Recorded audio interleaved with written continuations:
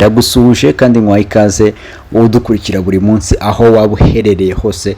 Nizere ko umeze neza cyane. Titi Brown rero yatangaje ko agiye gukina filime ari kumwe na Nyambo bavugwa mu rukundo, nubwo bo bagenda bavuga ko ari inshuti zisanzwe nta by'urukundo birimo. Ibi Titi Brown yabikomojeho nyuma yo gutaramira Rubavu muri MTN Iwacu na Muzika Festival, aho yari yahawe akazi ko kubyinira abakunzi b'umuziki. Mu kiganiro yagiranye n'abanyamakuru ubwo yarabajijwe ku bijyanye n'imishinga afitanye na Nyambo, Titi Brown yagize ati tugiye gutangira filime, ni Nyambo wayanditse, abantu bagende bakore subscribe kuri chaîne ya YouTube izajya icaho iyi filme. Iyo chaîne yitwa Love Win. Muri Mata rero 2024 Titi Brown yaganjwe n'amarangamutima agaragaza urukundo afitiye uyu Nyambo ubwo yamwifurizaga isabukuru y'amavuko.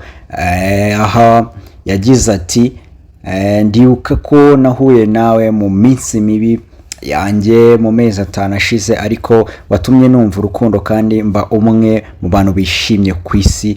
Kuba iruhande rwawe, kuganira nawe rimwe na rimwe nibaza icyo nakoze kugira ngo mbe nkwiriye umugore wuje ubuhanga kandi mwiza nkawe. Nshobora kuba ndi umusore ufite amahirwe mu isanzure ryose kugira umuntu utangaje mu buzima bwanjye nkawe. Ni imitoma Nyambo yasubije ku munsi we w'amavuko muri Kanama 2024, aho yagize ati isabukuru nziza y'amavuko nkoramutima yanjye ibihe byose. Uyu munsi ndagukeza nishimira umuntu wagatangaza uri we. Ubupfura bwawe, ubugwaneza n'ukuntu ushyigikira utizigama bisobanuye isi kuri jye. Buruko umwaka uhise ubushuti bwacu buhora bukura bunarushaho gukomera, uzana urumuri rw'igitangaza mu buzima bwanjye kandi ndagushimira ubutita kuba uhari ku bwanjye, ndanagushimira mu buryo bwose bushoboka. Uyu mukobwa yakomeje agira ati ni wowe mutuzo umfasha gucururuka mu burakari kandi buri gihe ugiye wibuka ko ari wowe muntu nitaho kurusha abandi.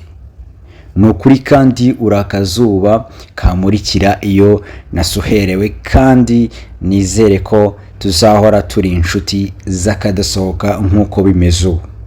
Sha Besto, ndabizi ko twahuye n'ibigeragezo n'ingorane kandi ko buri wese yagiye ahaba ku bwa mugenzi we. Amagambo ntazigera abasha gusobanura ukuntu wazanye ibyishimo mu buzima bwanjye.